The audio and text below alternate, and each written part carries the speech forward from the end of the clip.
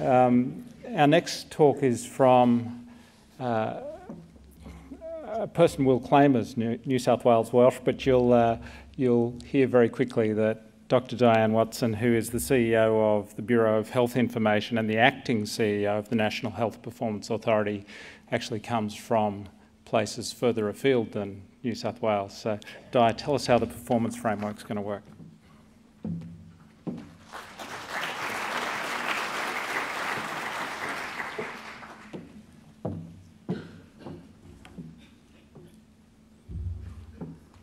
So thank you very much for the opportunity to spend some time with you today to tell you a little bit about this newest organization on the Australian health scene, the National Health Performance Authority.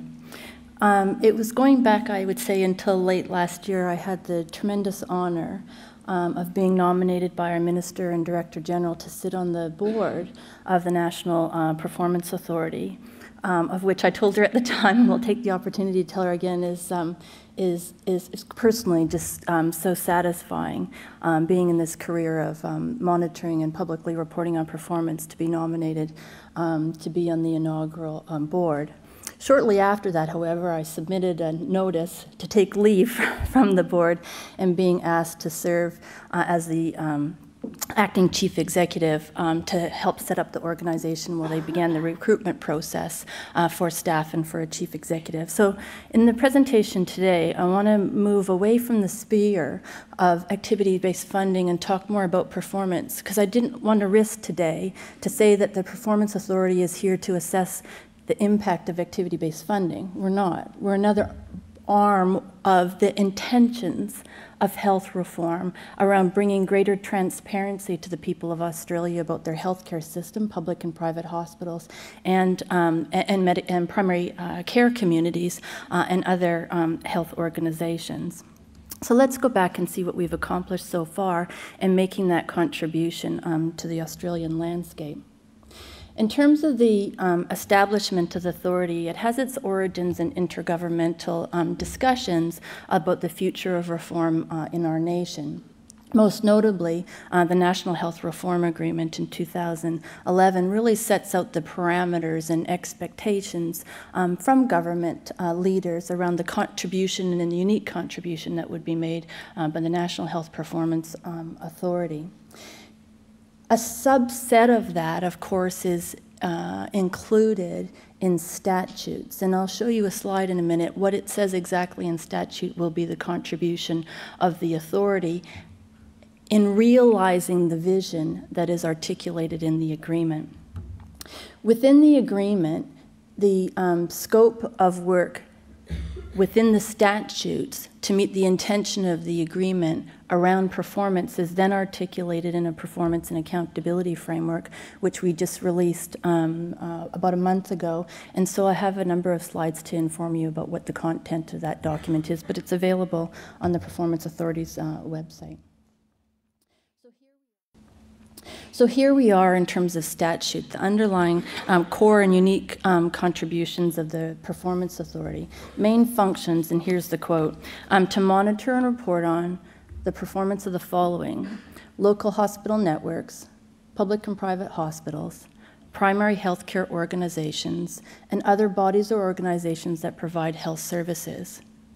So the interpretation of this in terms of the contributions of the Performance Authority within this scope is more fully articulated in the agreement. So for example, the agreement says that in this first instance and in these early years, the interpretation of primary healthcare organizations will be Medicare locals. So do you see how the two work together in complement?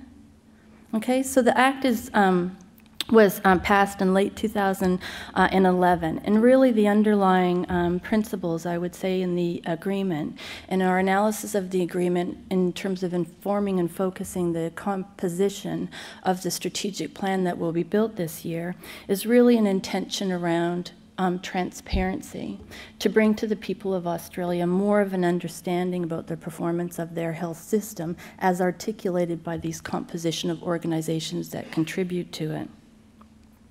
There's also some expectation as articulated in the agreement around enhancing transparency around the accountability relationship between our investors, people in Australia, our funders, and our deliverers of clinical services. We also see intentions behind legislation as articulated in the agreement around stimulating and informing quality improvement where we have locally relevant, nationally consistent information. So we would become one of the sources in which you can have comparative information about your healthcare organization where we have nationally consistent and locally relevant information. So what have we accomplished so far in these very, very early months of establishment? The Act was establishing the organization occurred in October of 2011.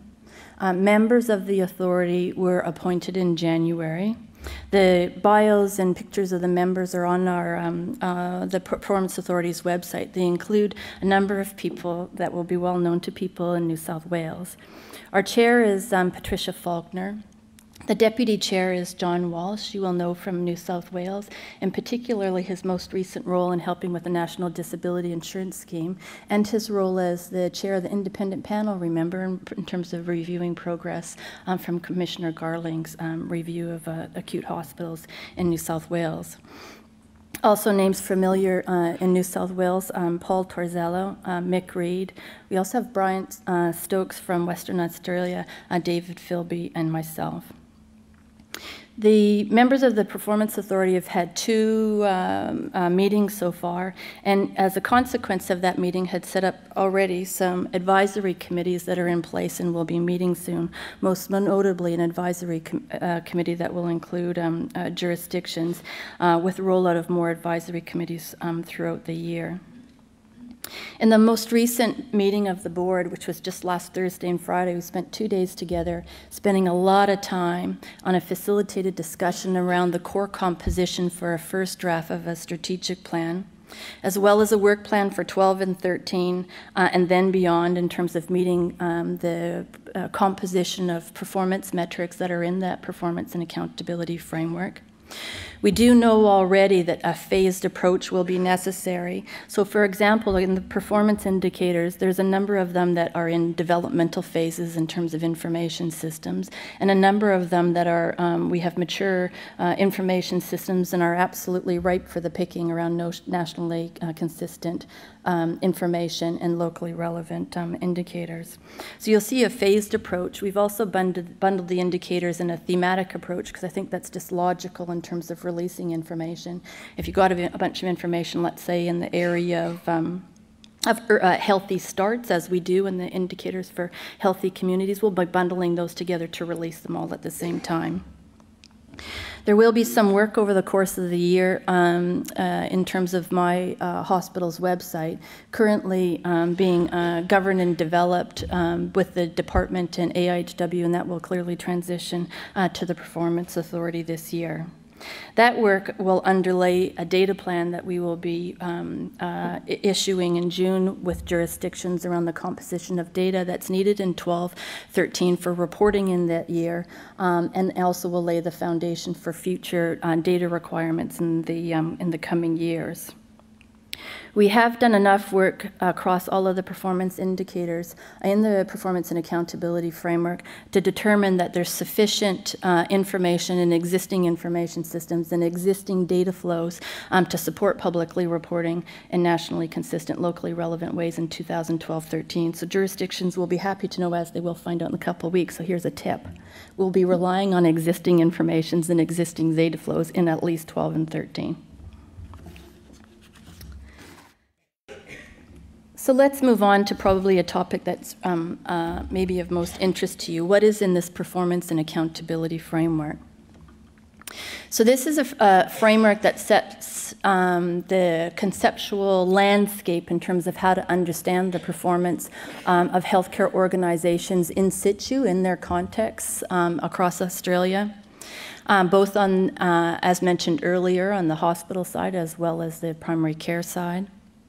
Within that conceptual framework, there has already been the identification and release of a commitment to measuring and reporting on 31 indicators in the area of healthy communities and 17 indicators in the area of hospital performance. Across those indicators, they do cover issues that you would want to see in there around safety and quality, access, efficiency, and financial performance.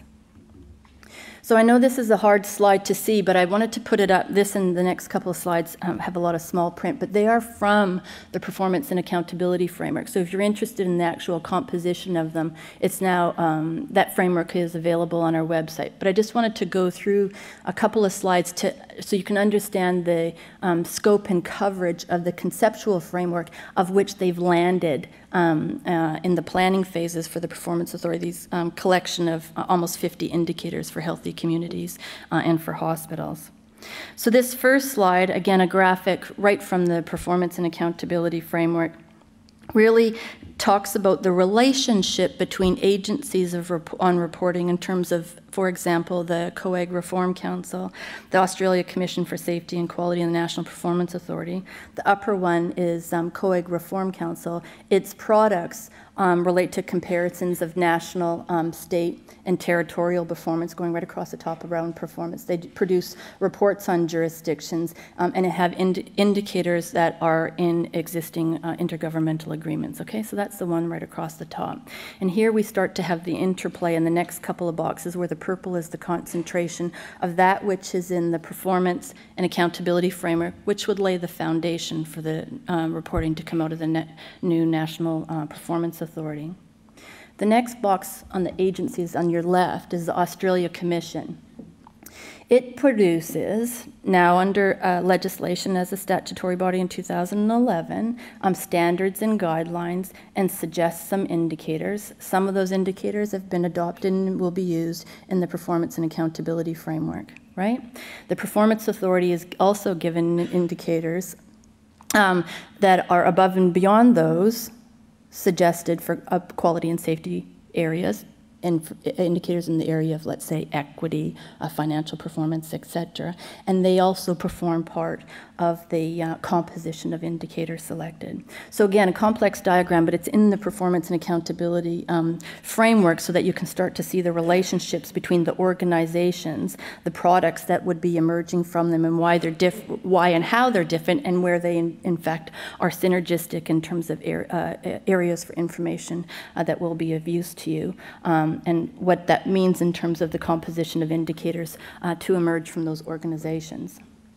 Another drawing in the Performance and Accountability Framework, which would come as no surprise to those who are in the performance measurement area, is a schematic about how we think about organizations and how we think about services, and therefore how we create indicators to understand their contributions to health and experiences and sustainability, experiences of patients with care in a sustainable health system.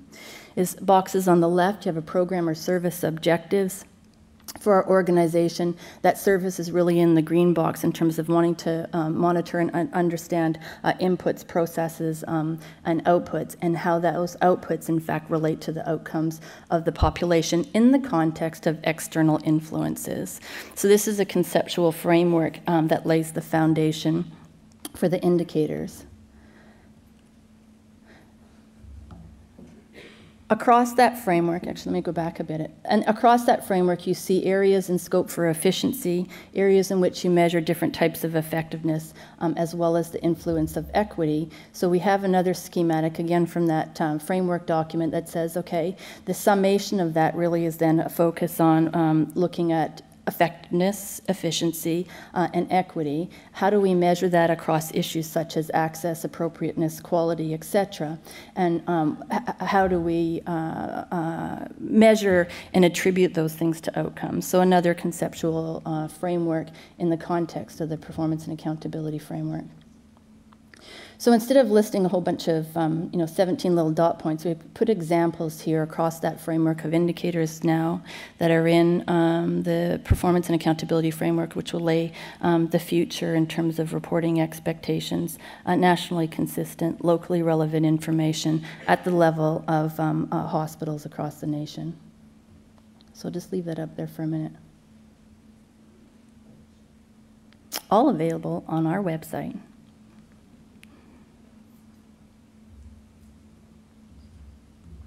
That's all the detail. Let me step back for a minute and talk about measuring and reporting on performance and putting that information into the public domain. Because if our intentions are quality improvement, you could actually have access and use information within a system and not put it up on a website and make it publicly available. You could actually do a lot of work around sharing information and have accountability by sharing information across different levels and types of accountability relationships we have in our system. So why would we want to make all of this transparent? Well, there's evidence I'll get to in the next slide that a focus on transparency and on a liberalization of understanding about how we're doing and variations in practice and variations in care and variation in outcomes in fact stimulates the motivation within all of us to provide the best care for patients. But the transparency part of health reform in Australia and other countries is an emotive context. So I want to understand that, or talk about that from the patient's perspective, and then let's talk about that from a clinician and management and health system manager perspective. From the public's perspective, it's my view that they make a big investment in their public and private sectors because they want high quality, safe care when they need it. And most of us are healthy and we don't need it, but we still make investments because we know there's people in our community that need it a lot more than us. And we also make those investments for a viable, sustainable system because I know I'm aging and I know I'm going to need it in 20 or 30 years. And I'll say that for the next 20 or 30 years. But there's signals in the marketplace that things aren't as good as they could be, or that things don't cost as much as they might, or that the costs in the future might not be sustainable. Well, that would bother me, and I think it bothers a lot of people in the public. So what the public want and what we see, particularly in New South Wales, releasing Bureau reports, you see an insatiable demand in the public, as we see through the media, and more insights and more understanding about a system and service that they really care about. They care about it for themselves, they care about it for their family, and they care about it for their community. And so the movement in all countries, and I just personally think also in Australia, is to close the gap between that interest in wanting information to ensure that they have a sustainable, viable, vibrant system so that you can get high quality, safe care when you need it, drives our interest in transparency. So on the clinician management system manager perspective, it takes a tremendous amount of courage to be transparent about the performance of a system. But you know what? One thing's inevitable. We will not all be better than average, right? Because we know that there's always variation in practice, and the public knows that too, because there's always variation in service delivery in every other sector. But what they want is us to be transparent about that and rally around and celebrate our colleagues who can show us the way because their practice is better than average. And they want us as a community to rally around our colleagues who have a practice who for the first time they found out was not better than average, so we can help them out to improve their care. So there's this relationship now to be strengthened, I would say, for the next couple of decades that requires a lot of courage on our part, to build a lot of confidence on their part, that they're going to get high-quality, safe care when they need it. So the impact of public reporting relates to that relationship, to strengthen confidence that you are providing the best high-quality, safe care that you can, and that people will have it when they need it, and their families will have it when they need it. But there's another impact from our experiences internationally in our community about the impact of public reporting is, boy, is there an appetite for comparative reporting, particularly when you name organizations, when they find out that they're not better than average because they all think that they are, because that's what's inherent in our work, to provide best care for patients. That they rally around themselves as a team, and they ask for assistance and we provide it to them so that we can all work towards better practice for every patient. We've seen evidence in international literature. Here's some examples of types of services. When we release performance information and outcome information about patients, we really see a bend in the curve on a quality trajectory that was already there, things getting better and better and better, and it gets accelerated with the release of public information where it's from a trusted, credible source and it's comparative information. So we've been on this road for some time now in New South Wales, haven't we, with the Bureau of Health Information and other efforts that even predated the Bureau. But we're now on this trajectory with the National Health Performance Authority. And to me, there's a number of key success factors already in place for this to be successful in Australia. We now have a statutory body created to have independent editorial control to ensure comparability of information, impartial interpretation of performance, to provide fair benchmark information so you can better understand the performance of your organization in the context of other comparable entities. I'm so excited to share with you the first people to see from our board meeting last Thursday, Friday with the board. Spent a lot of time talking about core and essential values of these organizations. And I remember, Mary, when you and I had a telephone call when I was asked to be the to serve this role as acting chief executive at the bidding, I wanted to influence the values of the organization because this is the core foundation for a successful performance reporting organization. And they did it last week. 4 core values you'll see come out in a strategic plan draft for public consultation in July of this year. Independence, absolutely essential for editorial control. We're not there to be there for marketing or for spin.